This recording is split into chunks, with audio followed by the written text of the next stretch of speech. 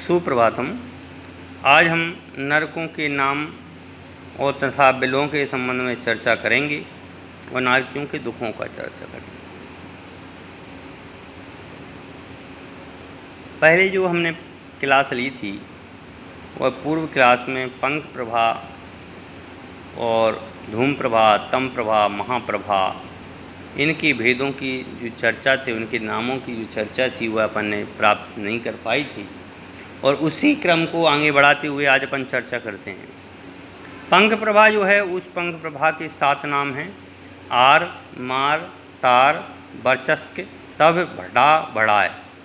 धूम प्रभा के भी 5 नाम हैं: तुंदक, भ्रामक, झिसक, अंध और तमिस्त्रा। तम प्रभा के 3 नाम हैं: द्वीम, बारधाम और लल्लक। और महातम प्रभा के भी हैं, एक है नाम है, वह है अवधि स्थान। नरक के जो बिल हैं उनके स्वरूप के संबंध में कहते हैं कि नारकी जीव जहाँ रहते हैं, नारकी जीवों का जहाँ अवस्थान होता है या कहें जहाँ पर नारकी जीवों को निवास स्थान होता है, जहाँ जीव रहते हैं, उन स्थान का नाम है बिल। और यह जो जितने ये बिल हैं, उन बिलों के आधार पर ही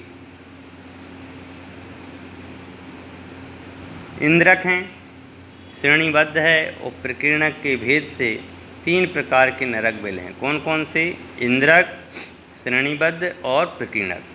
इंद्रक, श्रेणीबद्ध और प्रकीर्णक नाम के 3 बिल हैं। पटलों के बीचों बीच रहने वाले जो पटल हैं, उन पटलों के जो बीचों बीच जो रहने वाले हैं, उन बीचों बीच रहने वाले नरक बिलों का नाम जो है वह इंद्रक कहते हैं। जो नरक के बीचों बीच रहते हैं उन बिलों का नाम जो है इंद्रक बिल है। और चारों दिशाओं, दिशाओं में पंक्तिबद्ध रहने वाले बिल को श्रेणीबद्ध कहते हैं। तो श्रेणीबद्धता बताई गई है कि जो चारों तरफ रहते हैं वो श्रेणीबद्ध है, और वो जो है वह पंक्तिबद्ध है, उसको श्रेणीबद्ध कहते हैं। और श्रेणीबद्ध बिलों के मध्य यत्र तत्र रहने वाले बिलों को प्रकीर्णक बिल कहते हैं। 7 पृथ्वियों के 49 इंद्रक हैं, 9,604 श्रेणीबद्ध हैं और 83,90,347 प्रकीर्णक बिल हैं। इन बिलों की जो संख्या है वह, इन बिलों की जो कुल संख्या है वह 84 लाख है।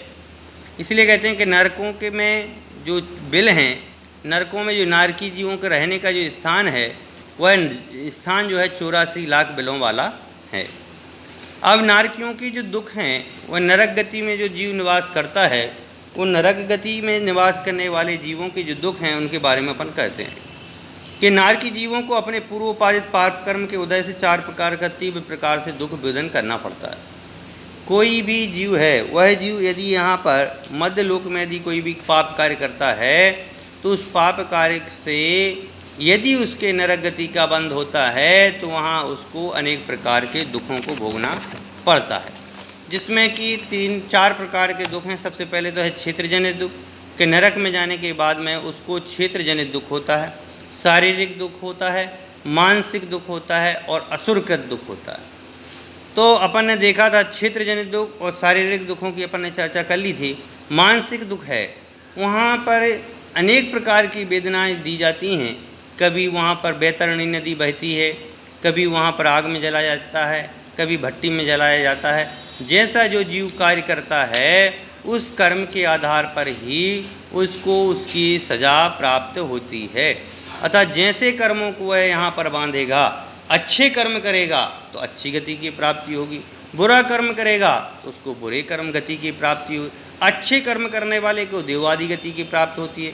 किसी प्रकार का किसी के साथ में छल कपट करना, मायाचार करना, लोभ के परिणाम करना, तृष्णा के परिणाम करना, परिग्रह के परिणाम करना, किसी को छल कपट के द्वारा हरण कर लेना, इत्यादि इन परिणामों के आधार पर ही नरगति का हमें बंधे होता है और वहाँ पर भी वह मानसिक रूप से विभेदा जाता है। इसी प्रकार से 4थे प्रकार का जो दुख है वह है असुरकृत दुख।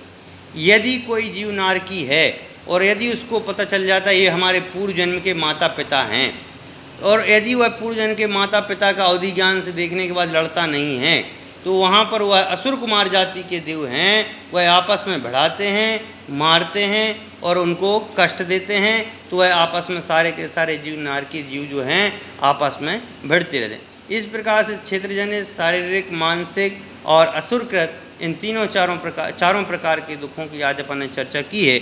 आगे की चर्चा अपन यथासमय कल करेंगे। धन्यवाद।